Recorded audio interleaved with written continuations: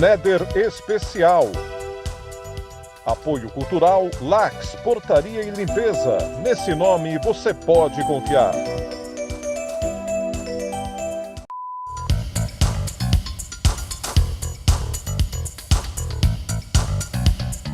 Alô Piracicaba, alô Brasil, tá começando mais um Néder Especial.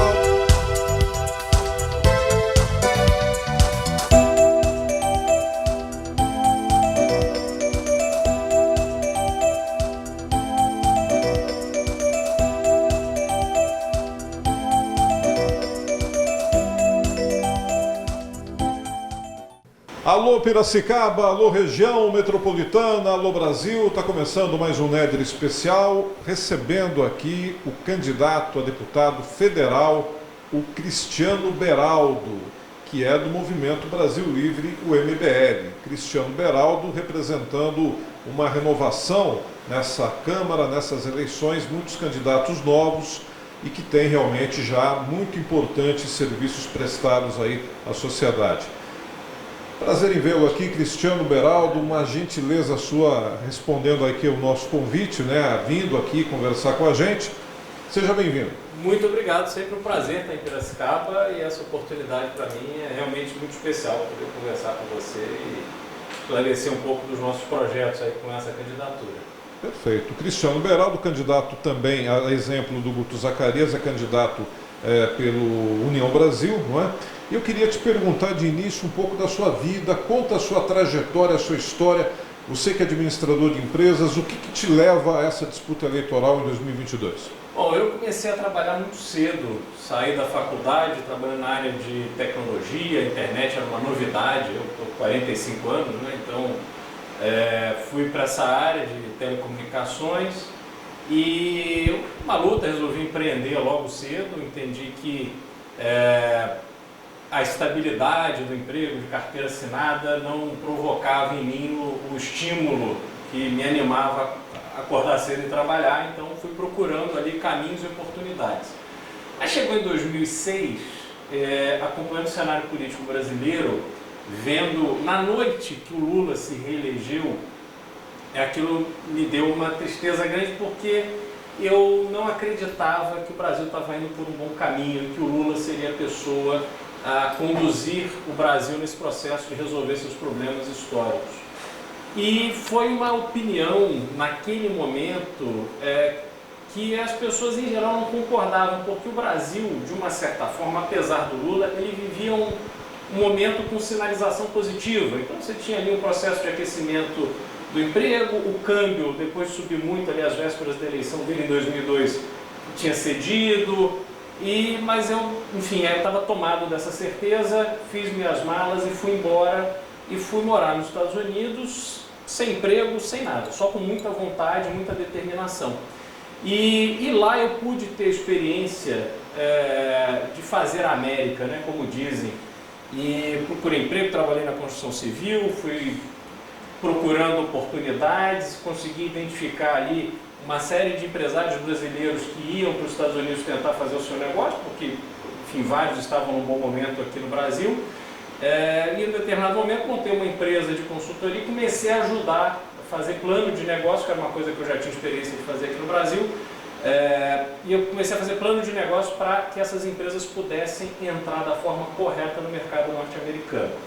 E, enfim, consegui entender como é que lá os Estados Unidos deu tão certo e o Brasil deu tão errado, os elementos que fazem com que o Brasil não consiga avançar, a vida do brasileiro no fundo ela não melhora, a gente se especializou em ficar patinando, mas no fundo a gente enfrenta os mesmos problemas há séculos, literalmente. E aí quando eu voltei para o Brasil em 2015, acompanhei todo aquele processo de manifestações populares, derrubada da presidente Dilma, eu voltei por uma questão profissional e executei um trabalho aqui para o qual fui convocado. Quando chegou em 2019, eu já com 2 filhos pequenos, eu me vi na situação de optar por ir embora outra vez.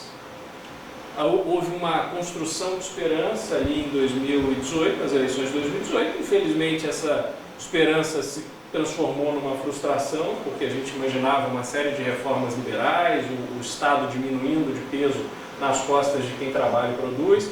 Isso não aconteceu. E aí veio esse momento de fazer avaliação. Vou embora ou vou ficar e vou tentar contribuir para mudar aquilo que eu acho que está errado?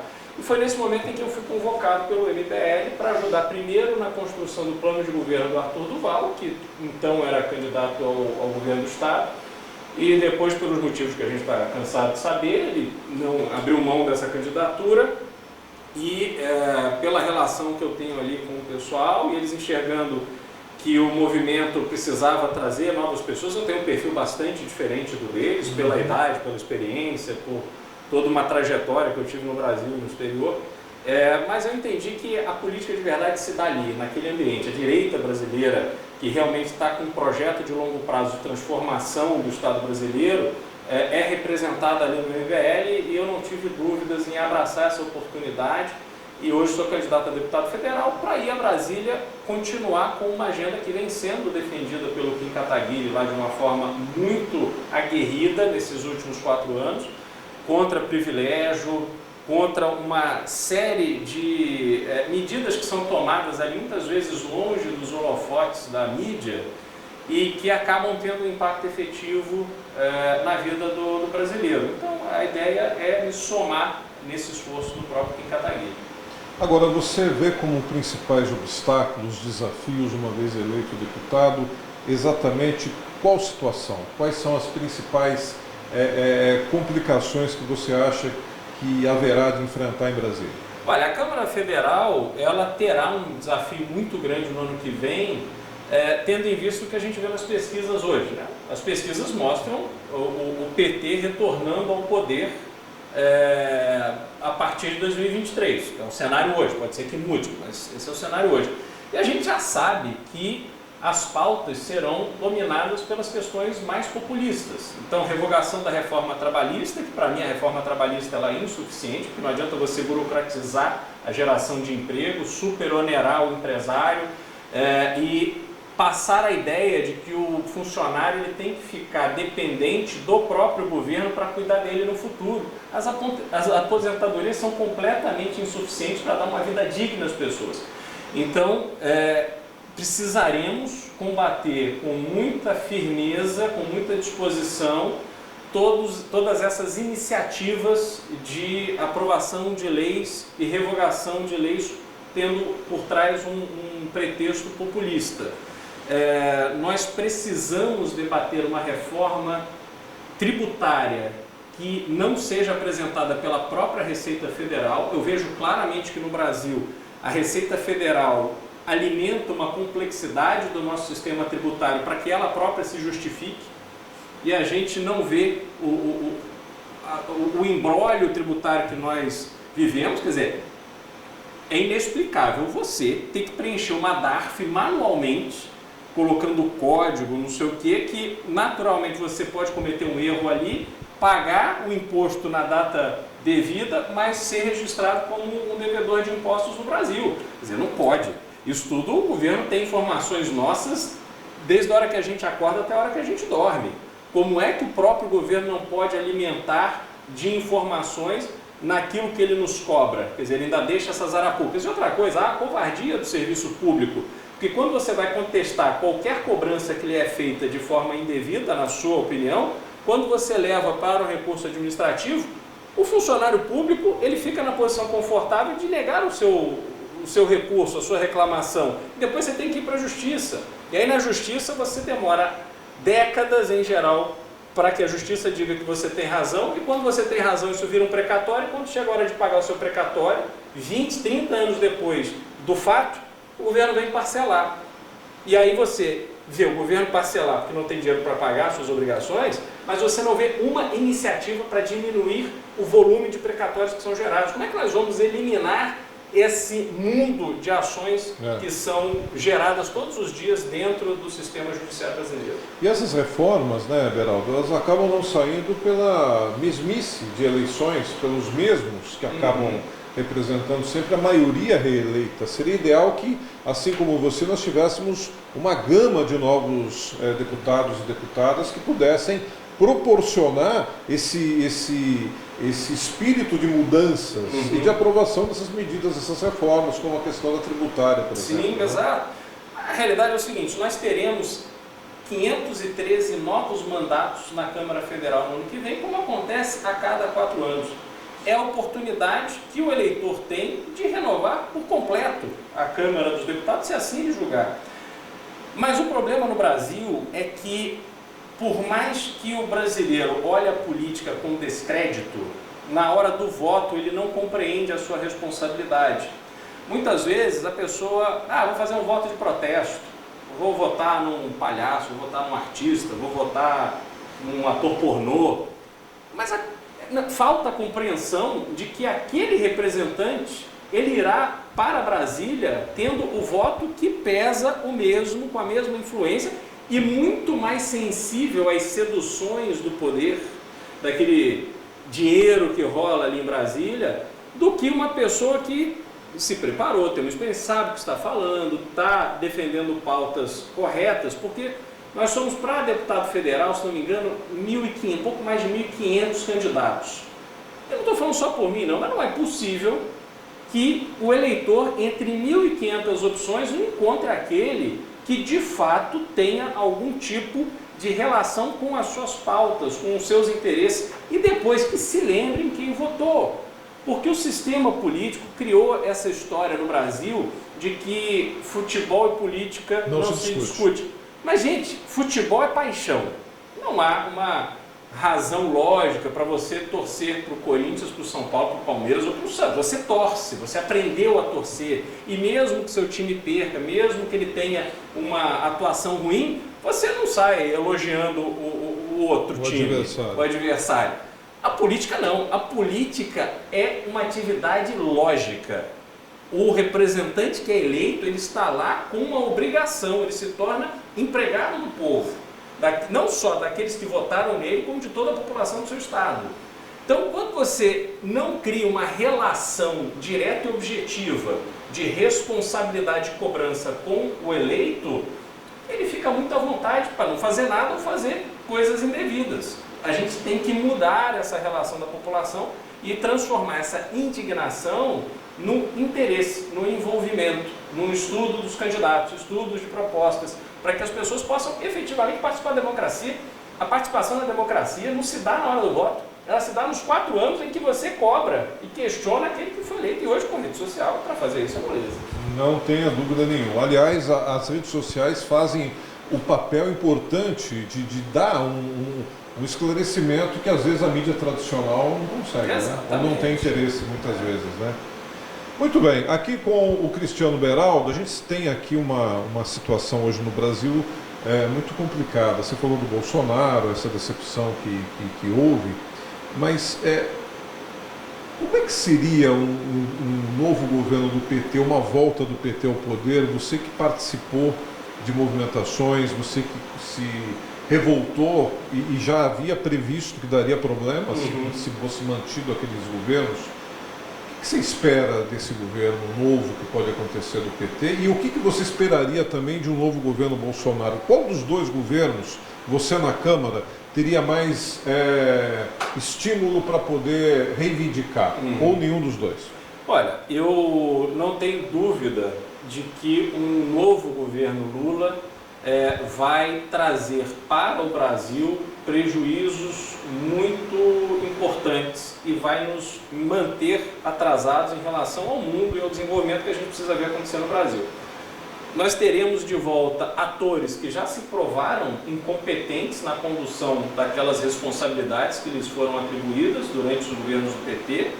A gente vai ter um Lula visivelmente muito mais debilitado, a participação dele nos debates, enfim, a forma como ele tem se comportado, as pautas que ele tem defendido, bastante radicais, regular mídia, regular consumo da classe média. Imagina o Brasil agora, a classe média brasileira, que é uma classe trabalhadora, O governo vai dizer o que você pode comprar? O governo vai dizer quantas televisões você pode ter na sua casa? Isso não faz absolutamente nenhum sentido.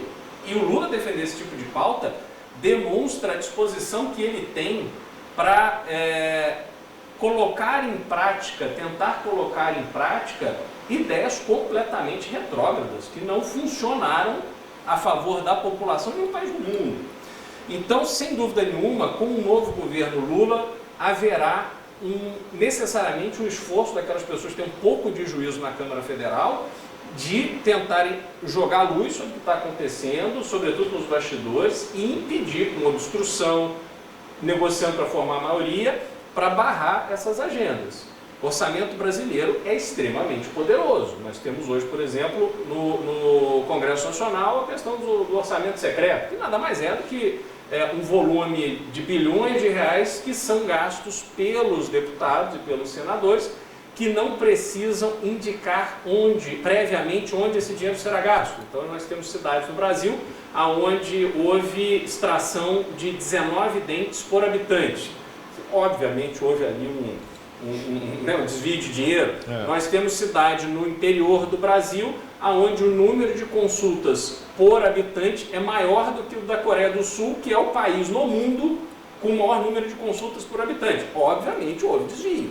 Então, a gente precisa que o Legislativo atue com responsabilidade e que o Lula não veja no orçamento secreto um modelo para que ele implemente um mensalão legalizado.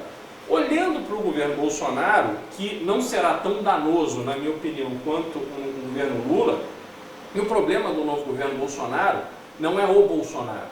O problema, para mim, do novo governo Bolsonaro é que os partidos do chamado Centrão serão os verdadeiros donos do governo. Porque nós teremos um presidente cumprindo o seu último mandato, caso reeleito, e esses partidos, donos daquela eleição, daquele mandato, porque eles terão tanto o PL quanto o PP e os republicanos terão uma maioria esmagadora na Câmara com essas campanhas que eles estão fazendo, que são campanhas realmente muito fortes. E o presidente fica refém daquilo, não tem como.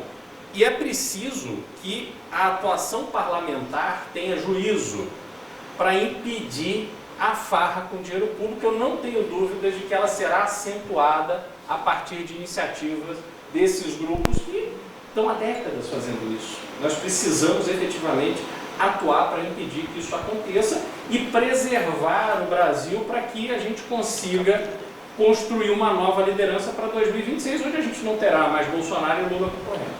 Vamos prosseguir a nossa entrevista com o Cristiano Beraldo, candidato a deputado federal pelo União Brasil, ele que é do MBL, empresário e que está hoje visitando aqui a cidade de Piracicaba. Beraldo, alguns temas hoje são realmente muito importantes. A questão da corrupção, que, claro, você citou aí essas preferências não, mas essas posições de interpretação quanto à vitória de um, à vitória do outro, mas qualquer que seja o presidente nesse quesito, a gente vai ter que ter realmente uma Câmara que tem independência para fazer o trabalho anticorrupção.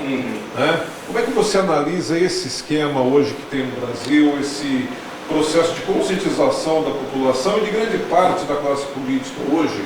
Eu acho que vocês do MBL e tem alguns outros segmentos políticos aí que parece que estão também seguindo um caminho de mais conscientização, renegando alguns vícios da política. Veja, a gente tem um grande desafio no Brasil, que é fazer com que a população entenda que o dinheiro público é o dinheiro dela.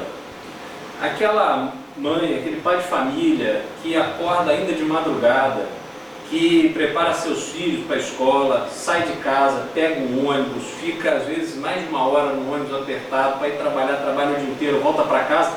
Aquela pessoa é que paga impostos em absolutamente tudo que consome, paga impostos no salário que recebe se for CLT. Esse dinheiro, o tal dinheiro público, sai desse esforço, mas as pessoas no Brasil, elas não associam o seu esforço ao dinheiro público e parece que tem uma árvore de dinheiro lá em Brasília, é dinheiro público. Aquela imagem do Gedel Vieira Lima, lá daquelas malas atribuídas a ele, com 50 milhões, 50 milhões de reais em dinheiro vivo, em mala. Aquilo ali, todo mundo tem que olhar e se sentir indignado, porque aquele dinheiro saiu do bolso dos trabalhadores brasileiros, do consumidor brasileiro, das pessoas que dão duro e pagam conta. Só que não há essa conscientização. Quando não há essa conscientização, você deixa o campo livre para que as pessoas distanciem o máximo possível o que acontece em Brasília, como o que acontece nos estados e nos municípios, dos contribuintes, dos eleitores. E aí você tem um sem número de cabeças que vão pensando como usufruir das benesses do poder e desviar dinheiro para enriquecimento. Isso é um drama brasileiro que acontece desde lá de trás. E aí você tem vários fatores que levam a isso. Então, assim, desde a independência do Brasil, a gente precisa lembrar que esse ano, semana que vem, completa 200 anos, o Brasil se tornou independente não pelas mãos do povo brasileiro, mas pelas mãos da coroa portuguesa, que fez a independência para manter a sua relação de poder, para manter aqueles grupos que giravam em torno dela com as suas benesses, as suas operações no Brasil. E a gente olha para o Brasil hoje, a gente vê um oligopólio em todos os setores. Tem um oligopólio no agro, tem um oligopólio no setor bancário, tem um oligopólio para todo lado, as construtoras. Então, se a gente não quebrar essa dinâmica, e aí é tão importante a gente diminuir o peso do Estado, porque quando você diminui o peso do Estado, você diminui a interferência do Estado, você consegue alimentar a concorrência, você permite que pessoas com boas ideias e muito trabalho consigam crescer, consigam prosperar. É a fórmula que deu certo nos Estados Unidos, não tem razão para não dar certo aqui. Desafios que nós temos que enfrentar hoje, do ponto de vista de infraestrutura, de saneamento, de saúde, os Estados Unidos também enfrentou. O Vietnã estava arrasado em guerra. E conseguiram resolver o problema. O Vietnã vai passar o Brasil em termos de importância econômica. E aí você olha para o cenário hoje, 5 bilhões de reais de fundo eleitoral. Faz sentido? 5 bilhões, você tem 1 bilhão de investimento por ano em saneamento básico. Pessoas que não têm banheiro em casa, mas tem 5 bi para fazer campanha. Aí você vai falar com muita gente, muitos candidatos de esquerda, não, mas se não tiver dinheiro e de direita também, se não tiver dinheiro você não consegue renovar a política. Cadê a renovação? O percentual da renovação. Me explica uma candidata do PCdoB com 2,5 milhões de reais para fazer uma campanha. E esse argumento é falso também, porque a gente sabe que às vezes não, quanto mais milionário é o candidato, mais verba pública ele acaba recebendo com a campanha, né? Claro. E aí me diga uma coisa, um candidato que recebeu uma verba milionária para fazer uma campanha eleitoral, ele vai votar contra o fundão? Não vai, né? Com certeza não. Então, se a gente não tiver, se a população não tiver essa consciência e entender que essas pessoas estão roubando o dinheiro público, estão gastando de forma ineficiente esse dinheiro. Uma campanha política para deputado federal não pode custar mais de 2 milhões de reais. Não faz sentido. E você pode olhar, as pessoas precisavam ter essa consciência. Olha a prestação de contas. Quem são as pessoas que estão sendo contratadas? Faz sentido uma candidatura de deputado federal ter 3, 4 videomakers? Não faz sentido. Não faz absolutamente nenhum sentido. Isso acontece aos montes. E a população simplesmente ignora. Mas está lá, é público. As pessoas precisam ir lá ver e precisam votar tendo isso em mente. Agora, você falou bem, quem é beneficiado não quer mudar. Aí vem a necessidade da população renovar o máximo possível a Câmara para que possa ter, evidentemente, uma postura diferenciada, a volta daquele ponto. Exatamente. Volta daquele ponto de partida. A questão do desemprego, Geraldo, a gente está enfrentando esse problema de novo no Brasil e é realmente muito triste, principalmente para as duas extremidades, né? Para o aposentado que precisa ainda de bicos para poder compor a sua renda e para o jovem que já está num momento de desesperança, bem no início da vida profissional. Sim. Né? A gente tem alguns aspectos do problema do desemprego, estão saindo números aí dizendo que o desemprego está caindo no Brasil. Mas isso tem muito a ver com com a fórmula como esse índice é calculado. Na verdade, o índice de desemprego é calculado em cima daquelas pessoas que estão procurando emprego. Elas estão se ocupando dos empregos informais, estão fazendo bico, estão vendendo uma água no meio do trânsito, enfim, estão se virando para poder pagar as contas e colocar comida em casa. Para a gente resolver esse problema, nós precisamos criar um ambiente onde você consiga estimular a criação de empresas e estimular a criação de empregos. É ilusório você achar que superonerando o empregador, que é a lógica trabalhista tanto do PDT quanto do PT e dos partidos de esquerda, que você tem que penalizar quem contrata. Bom, se você aqui no teu programa, você precisar contratar alguém e for caro contratar, você não vai contratar. Você vai tirar mais trabalho de quem já está aqui, você vai arrumar alguém para fazer um bico, vem aqui uma vez por semana, 2 vezes por semana, porque senão você vai onerar demais o seu custo. É completamente ineficiente. E de novo, a gente está onerando esse contratante, esse empregador, imaginando que esse dinheiro está indo para garantir um futuro confortável para as pessoas quando elas se aposentarem, e que é o momento que você mais precisa. Porque o idoso precisa de mais cuidado com a saúde, ele tem mais dificuldade para fazer as coisas, muitas vezes ele precisa ter uma alimentação determinada em razão da situação de saúde dele e tal. E a gente sabe que a aposentadoria é incapaz de cobrir esses gastos de uma forma eficiente. E aí você olha o que aconteceu com a população aposentada do Brasil, sobretudo nos últimos 20 anos. Nós empobrecemos enormemente como sociedade, o custo de vida aumentou demais e o reajuste das aposentadorias foi totalmente insuficiente para cobrir essas perdas. Então você tem pessoas que fizeram uma programação para se aposentarem, para ter uma vida tranquila, e de repente o dinheiro não dá mais. E elas se veem desesperadas, porque às vezes falta dinheiro para comprar remédio. Elas às vezes têm uma casa própria, mas não conseguem pagar o condomínio, não conseguem pagar a manutenção. Como é que você resolve isso? Porque os governos estão simplesmente fechando os olhos. Ignorando, nós temos uma inflação de 2% ao ano no Brasil, nada indica que essa inflação vai ceder e não há reposição do poder de compra dos salários das aposentadorias. Isso é um fato concreto. Como é que você resolve isso? Mudando totalmente o funcionamento da economia brasileira. Não adianta a gente imaginar que vamos resolver o problema inflacionário se a gente continua tendo que manter juros altos, porque senão o dólar sai do controle e aí a gente tem uma economia muito dolarizada, então o combustível, uma série de coisas importadas e tal. O custo de vida cresce no Brasil e não adianta as pessoas acharem que não, mas o agronegócio vende commodities para fora em dólar. Agronegócio que vende em dólar é do grande fazendeiro. Ele que é o beneficiário. Esse dinheiro não vai para a população das regiões agrícolas brasileiras. Nós temos que resolver o nosso problema com o Brasil para que a gente destrave a economia, reduza o peso do Estado e consiga criar emprego de forma efetiva de longo prazo.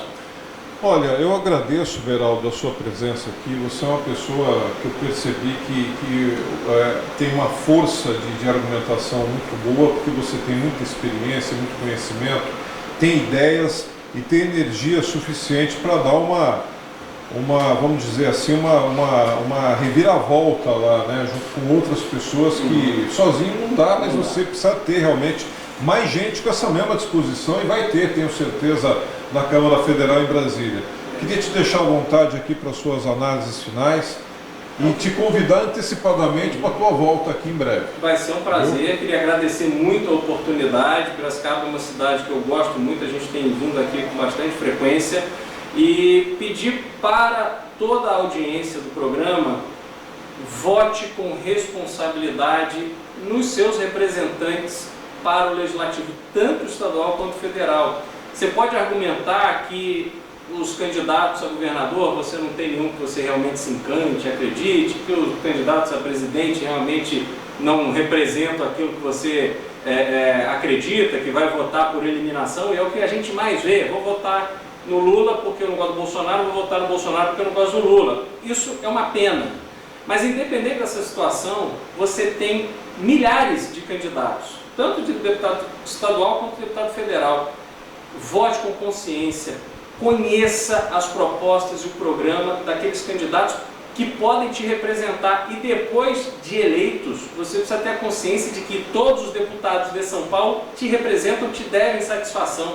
Então cobre, entre nas redes sociais, cobre, mande mensagem, saiba como o seu deputado votou sobre inúmeros temas, os argumentos que ele tem contra ou a favor.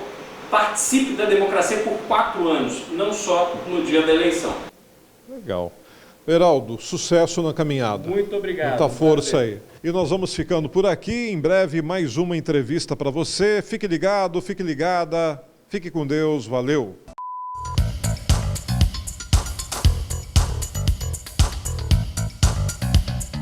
Alô, Piracicaba, alô, Brasil. Está começando mais um Nedre Especial.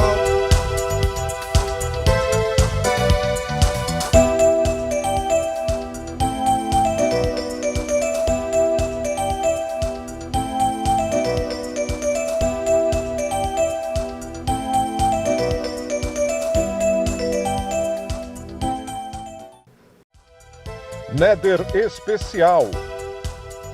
Apoio cultural Lax, Portaria e Limpeza. Nesse nome você pode confiar.